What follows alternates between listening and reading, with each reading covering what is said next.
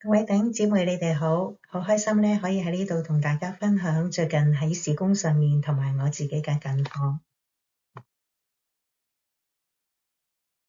大家咧喺呢個圖嗰度咧都睇到啦，我恆常侍奉裏面咧有喺教會做侍奉㗎啦，有染髮㗎啦，有無家者嘅事工同埋隱青嘅事工。咁喺上次視頻咧同大家介紹咗咧我染髮嘅事工，咁今次咧想同大家介紹無家者嘅事工。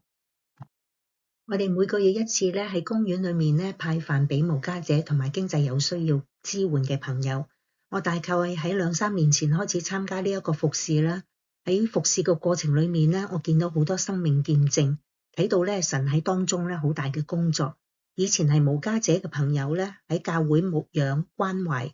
幫助之下咧，佢哋生命有轉化，參加查經、信耶穌、受洗、歸入教會，由無家者變為有家者。仲喺呢一度咧參加侍奉，去幫助翻有需要嘅人。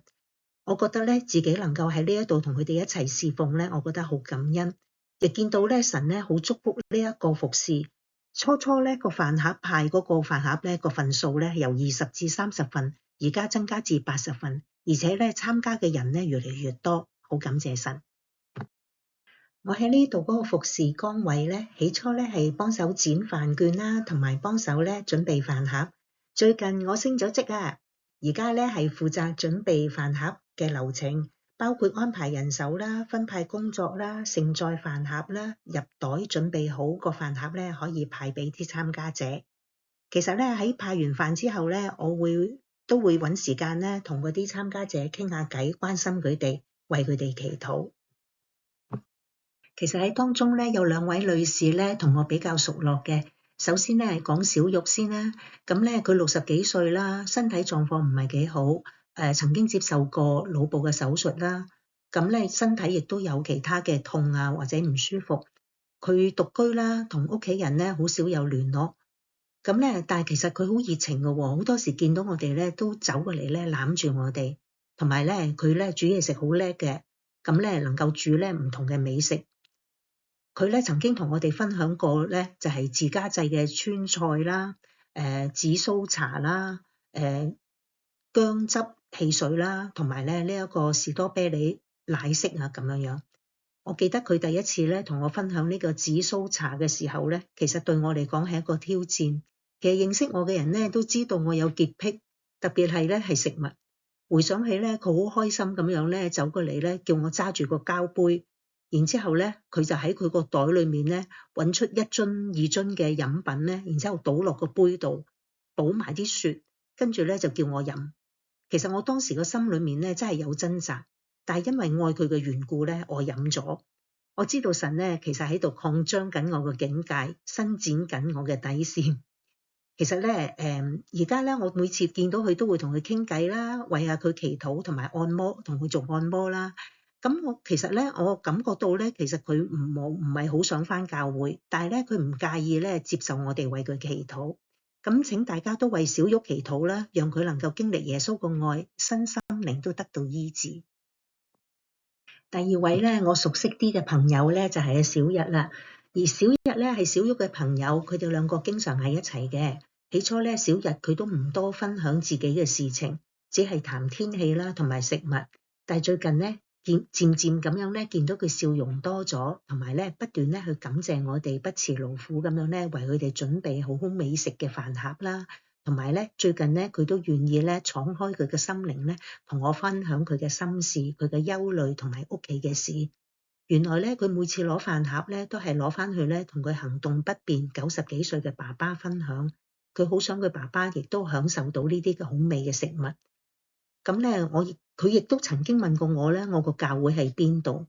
咁請大家咧都為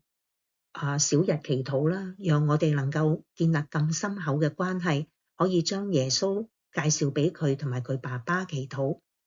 我最近咧有一個諗法，希望咧可以喺派飯活動以外咧嘅時間，可以同小玉、小日一齊咧，可以做下手工啊、畫下畫啊、聯誼啊。咁請大家為我祈禱啊！喺9月15號至22日咧，係我香港母會同福堂嘅短宣隊啦，有16位姊妹，包括牧者們咧嚟仙台探訪我。呢個係我第一次接待嘅短宣隊，亦係咧第一次已經有16人嘅短宣隊。